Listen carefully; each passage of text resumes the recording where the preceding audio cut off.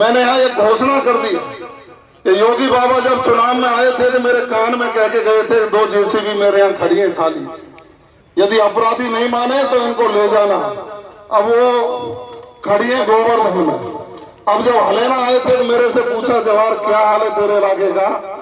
मैंने कहा साहब माननीय भजनलाल जी की इजाजत लेके मैंने लोगों को कहा है जो अपराध करने वाले हैं कि या तो 15 दिन में अपराध छोड़ करके सामान्य जीवन जीने की प्रक्रिया में आ जाइए, वरना हम आपका सम्मान इसलिए भी करते हैं आदरणीय मुख्यमंत्री जी कि आपकी जब पहली कैबिनेट की बैठक हुई, आपने कहा मैं किसान का बेटा हूं, फसल आने वाली है, गेहूं का मूल्य 2275 रुपया है, आपने एक झटके में 2400 रुपए क्विंटल करके कहा इसको 2700 तक ले जाएंगे और जनता और किसानों को फायदा पहुंचाने का काम कर। माननीय मुख्यमंत्री जी इसलिए भी अभिनंदन करते हैं आपका कि हमारे माननीय प्रधानमंत्री जी के द्वारा प्रधानमंत्री किसान सम्मान निधि के रूप में हमें 6000 रुपया प्रतिवर्ष प्रति किसान को मिलता था। आपने एक झटका लगाया और कहा कि मेरे किसानों को सिर्फ 6000 ही नहीं, इस वर्ष से 8000 मिलेंगे और इनको 12000 तक करके आपका सम्मान बढ़ाने का काम करेंगे।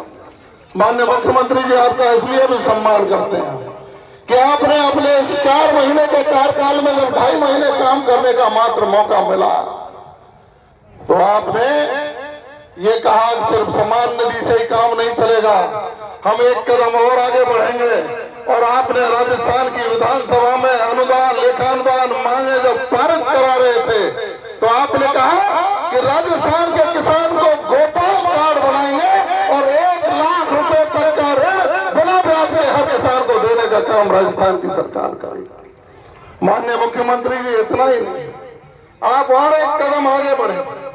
आपने कहा कि हमारी माताएं बहनें जिनके घर में गैस का चूल्हा है उनको महंगा गैस का चूल्हा नहीं खरीदना पड़े, आपने 450 रुपए में गैस सिलेंडर करके बाहर से उसको देना भी शुरू कर दिया। इसलिए आपका अभिनंदन करते हैं, स्वागत करते हैं। माननीय मुख्यमंत्री जी फ्री का गेहूं देने का काम आप करते हैं और युवा साथियों को जो आपने तोहफा दिया, पिछली सरकार के दौरान जिस तरह के पेपर लीक की घटनाएं होती थी, गरीब व्यक्ति बैठा रहता था, गरीब व्यक्ति सोचता था मेरा बेटा नौकरी लगेगा और पेपर देने जब जाता था तो होता था पेपर लीक हो गए और कांग्रेस की सरकार के मंत्रियों के रिश्तेदार RAS IPS बन गए और वो लोग परेशान होते थे।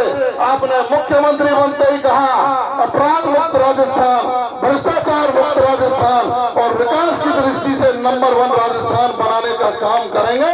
आपने SIT का गठन किया और आज हमको खुशी होती है 100 से ज्यादा अपराधी आपने जेलों के अंदर ठूस करके उन लोगों को न्याय देने का काम किया, युवाओं को न्याय देने का काम किया। लंबी फहरिस्त है।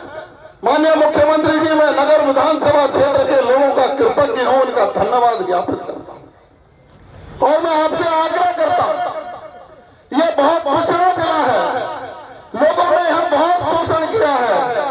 आपको एक धन्यवाद और देने वाला हूं माननीय मुख्यमंत्री जी।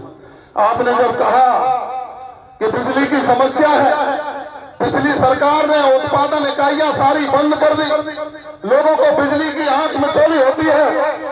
मैं आपके पैर नहीं छोड़ूंगा, पैर पकड़ करके यहाँ के विकास की सारी योजनाओं को पूरी करवाऊंगा। आपके लिए आभार व्यक्त करता है इलाका कि अभी आपने 5 करोड़ की जो सैंक्शन निकाली उसमें पालका से पटवन तक जिस इलाके में ये सभा हो रही है उसमें भी आपने सैंक्शन करके लोगों को तोहफा देने का काम किया है।